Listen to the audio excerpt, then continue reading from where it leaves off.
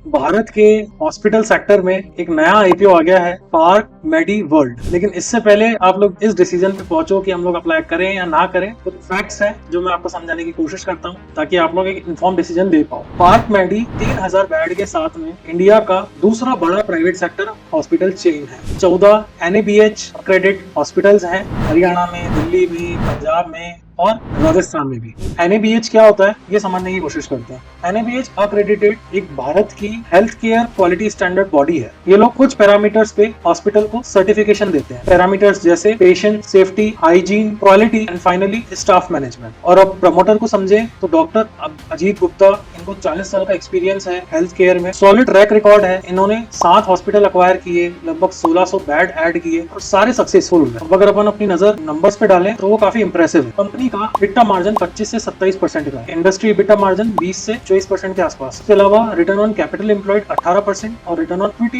इनका 21% का है। रिटर्न ऑन कैपिटल निकलता है कैपिटल के बेस पे, कैपिटल इक्विटी के और डेट के फॉर्म में लगती है, और रिटर्न ऑन इक्विटी सिर्फ इक्विटी के ऊपर निकलता है, जो कि इनका इंडस्ट्री में बेस्ट है। नंबर्स की बात करें तो यहाँ पर 5 महीने का इनका रिसीवेबल साइकिल है, मतलब 5 महीने तक कंपनी का पेमेंट डिले होता है। और इसका सबसे बड़ा रीजन ये है कि जो कंपनी की डिपेंडेंसी है रेवेन्यू में, सब्सटेंशियल डिपेंडेंसी वो गवर्नमेंट स्कीम पर, जैसे कि प्रधानमंत्री जन आरोग्य योजना। अब ये योजना क्या है? ये योजना कमजोर और जो गरीब लोग होते हैं उनको 5 लाख तक का इंश्योरेंस प्रोवाइड करती है। लेकिन इससे कंपनी को कैश फ्लो में प्रेशर आता है। मैं as a hospital point of view से बात करने की कोशिश कर रहा हूँ। अब अगर आईपीओ स्ट्रक्चर को समझे तो 154 से 162 का प्राइस बैंड है। पीई मल्टीपल 25 के आसपास रहने वाला है। अगर इसको कंपेयर करें अपोलो, फोर्टिस और मैक्स हॉस्पिटल से, तो वो लोग 60 से 70 के रेंज में काम करते हैं। तो यहाँ पर ऐसा लग रहा है कि कंपनी डिस्काउंट पे है, लेकिन कंपनी के पास में कुछ रिस्क है, जैसे कि ज्योग्राफिकल कंसंट्रेशन। कंपनी सिर्फ नॉर्थ इंडिया में काम करती है, उसके अलावा कंपटीशन भी बढ़ रहा है। अब अगर आगे के प्लान की बात करें तो कंपनी को 1500 से 2000 बेड का एक्सपेंशन करना है आने वाले 3 से 4 सालों में। उसके अलावा 200 से 250 करोड़ कंपनी को कैपेक्स में इन्वेस्ट करना है। पंचकुला में कंपनी को 300 बेड का एक हॉस्पिटल बनाना है, अंबाला में, रोहतक में। अब देखें तो ये सारी चीजें एग्जीक्यूशन डिपेंडेंट है, तो रिस्क भी बहुत है। गवर्नमेंट पॉलिसी हो सकता है चेंज हो जाए, रीइंबर्समेंट के रेट्स कम हो जाए। उसके अलावा जो हॉस्पिटल का कैपेसिटी है वो ओवर सप्लाई है। 14,500 नए बेड ऐड हो रहे हैं। फाइनेंशियल स्ट्रेंथ को देखें तो कंपनी का डेट टू इक्विटी रेशियो 0.61 है। कंपनी